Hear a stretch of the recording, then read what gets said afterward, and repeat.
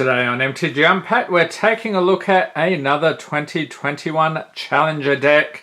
This is Dimir Rogues. So Dimir is the color combo there, blue and black.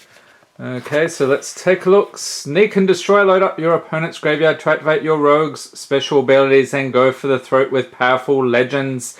So we get a 60 card deck, 15 card sideboard, 6 double-faced helper cards, 5 double-sided tokens, and a deck box. So let's get into this. And these were released, I like this, sneaky. These were released on April 2nd, 2021, going for about 25 to 30 bucks US. One thing I did not mention on the previous video is these deck boxes will nicely fit sleeved cards. So you are unsleeved right now, you put some sleeves on, you're going to take up a bunch of space there. So what else do we get? We get a Rankle here, nice divider, very cool. We've got the sideboard, we'll take a look at that nearer to the end of the video, and of course the deck proper.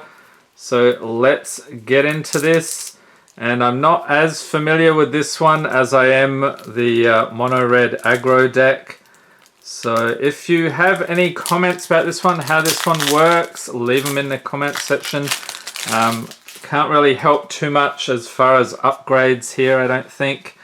Let's see here. So we'll pull out the lands, take a look at those nearer to the end of the video. Okay, so we've got tons of lands, alright.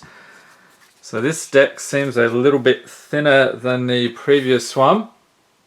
Okay, we start off here with Black Bloom Rogue, creature human rogue, 2/3 for 3 with menace. It gets +3/+0 as long as an opponent has 8 or more cards in their graveyard. So how could we fill their graveyard? I'm sure we'll find some ways here. On the other side you've got Black Bloom Bulg, it's land and Spadefield tap it for black. And so this is how you're thinning out the decks. If you need the lands, then you can use it as a land. If not, you can use the creatures. So we've got 2 of those. Malakir Rebirth, instant for a single black, or choose target creature. You lose 2 life until end of turn that creature gains. When this creature dies, return it to the battlefield tapped under its owner's control. Alright. And on the other side, let's take a peek here. Malakir Maya enters the battlefield tapped, tap it for black. Okay, so this one, you're basically making sure that you can bounce your creatures back from the graveyard. And of course, Rankle, Master of Pranks, it's a mythic. Legendary creature, Fairy Rogue, 3/3 for 4. This is another key piece of this deck from Throne of Eldraine. Has flying and haste. Whenever Rankle, Master of Pranks deals combat damage to a player, choose any number. Each player discards a card, each player loses 1 life and draws a card, each player sacrifices a creature. So just one of those, unfortunately. You might want to put, let's see, he's a legendary, so you'd probably maybe have 2 or 3 of those. Thieves Guild Enforcer, creature human rogue, 1/1 for a single black with flash. Whenever Thieves Guild Enforcer or another rogue enters the battlefield under your control, each opponent mills 2 cards. Here we go. Starting to fill that graveyard. As long as an opponent has 8 or more cards in their graveyard, Thieves Guild Enforcer gets +2/+1 and has Death Touch. Nice. So we're probably going to get 4 of those.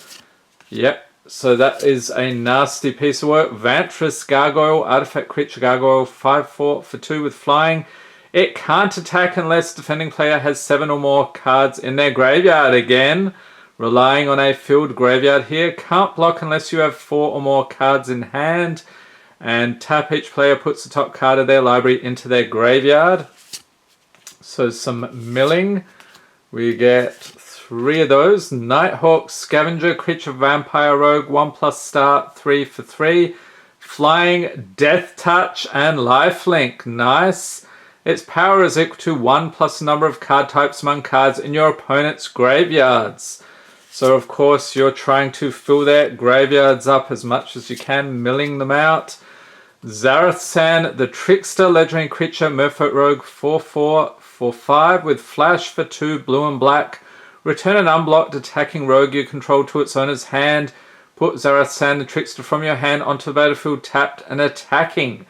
And whenever Zero Sand deals combat damage to a player, you may put target permanent card from that player's graveyard onto the battlefield under your control.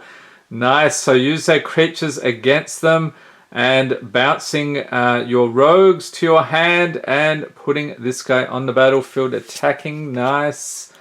So 2, 3 of those. Merfolk Windrobber, of course, another rogue here. Creature Merfolk Rogue. 1/1 for a single white for a single blue with flying. We'll get to the white deck in a couple more episodes. Whenever Merfolk Windrobber deals combat damage to a player, that player mills a card. And if you sacrifice Merfolk Windrobber, draw a card, activate this ability only if an opponent has 8 or more cards in their graveyard. Okay, so you do get some card draw here. So 2, 3, 4 of those. Soaring Thought Thief, Creature Human Rogue, 1/3 for 2 with flash and flying. As long as an opponent has 8 or more cards in their graveyard, rogues you control get +1/+0. Nice. And whenever 1 or more rogues you control attack, each opponent mills 2 cards. So again, going for a potential mill strategy here. So 2, 3, 4 of those. Okay. Drown in the Lock. This is a nice one. Instant for 2. Choose 1. Counter target spell with converted mana cost less than or equal to the number of cards in its controller's graveyard. So hopefully they'll have tons of cards in the graveyard. Destroy target creature with converted mana cost less than or equal to the number of cards in its controller's graveyard. So some fantastic removal here. Gets more and more potent as the game goes on. So you've got 3, 4 of those. Blood Chief's Thirst. Sorcery for a single black. Kicker, 2 and a black. Destroy target creature or planeswalker with converted mana cost 2 or less. If the spell was kicked, instead destroy target creature or planeswalker. So some nice removal there. 2 of those. Eliminate. More removal. Instant for 2. Destroy target creature or planeswalker with converted mana cost 3 or less. So 2 of those. Heartless Act. Instant for 2. Choose 1. Destroy target creature with no counters on it. Remove up to 3 counters from target creature. Okay, so if they've got some +1/+1 counters, you can knock them down a few pegs. Okay, so just 2 of those. And then we'll take a squiz at the mana base here. Temple of Deceit enters battlefield tapped. When it enters battlefield, scry 1, tap it for blue or black.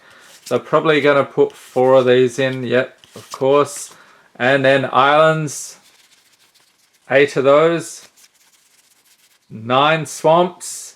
And then Dismal Backwater here enters battlefield tapped. When it enters battlefield, you gain 1 life. Tap it for blue or black. And probably 4 of those. Yep. So that's our mana base there. And of course, we did have a little bit of thinning, not quite as much as the red one with those double face cards we saw earlier. Okay, so let's look at the sideboard. This looks decent. I have seen Loris knocks around a fair bit in MTG Arena. Card advantage, you want to be looking for some other things. I don't know, like Into the Story or something like that. Okay, so we've got tokens. So let's take a look at the sideboard here. So again, using this in best of 3 to adjust your game plan depending on what you saw in games 1 or 2. So we start off with Negate, instant for 2, counter target non-creature spell. Very much a control strategy. Only 1 of those. Interesting. Into the Story. Okay. Was just talking about this. Instant for 7. The spell costs 3 less cards. If an opponent has 7 or more cards in their graveyard, you get to draw 4 cards. Okay, so that's good. You get some card draw, 2 of those. Pestilent Haze. Sorcery for 3. Choose 1. All creatures get -2/-2 until end of turn. Or remove 2 loyalty counters from each planeswalker.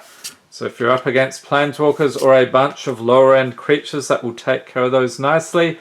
Agonizing Remorse. Sorcery for 2. Target opponent reveals their hand. You choose a non-land card from it or a card from their graveyard. Exile that card. You lose 1 life. So 2 of those. Cling to Dust. Instant for a single black. Exile target card from a graveyard. If it was a creature card, you gain 3 life. Otherwise, you draw a card. And this also has Escape for 3 and a black. Exile 5 other cards from your graveyard. So Escape is the mechanic that came about in Theros Beyond Death. We've got 3 of those. Duress. Okay, here's another one I would expect. Sorcery for a single black. Target opponent reveals their hand. You choose a non-creature, non-land card from it. That player discards that card. So you want to get rid of those troublesome cards before they appear. Bloodchief's Thirst. So I think we saw this one earlier. You get an extra copy there. More Duress. So 2, okay, and then Negate. All right, I wondered where that was. So I thought 1 Negate wasn't quite enough. We've got these cards here to replace the double-faced cards in case you are playing without sleeves, which you should probably play with sleeves, makes your cards last longer. And a Fairy Rogue token. So we get a bunch of those, and on the other side, Goblin Rogues. Okay, nice. So take your pick. So I think this is probably my second favorite deck. I like the Dimir color combo. You get a lot of things to do with interaction with the graveyards. Milling, you've got some blue control stuff here.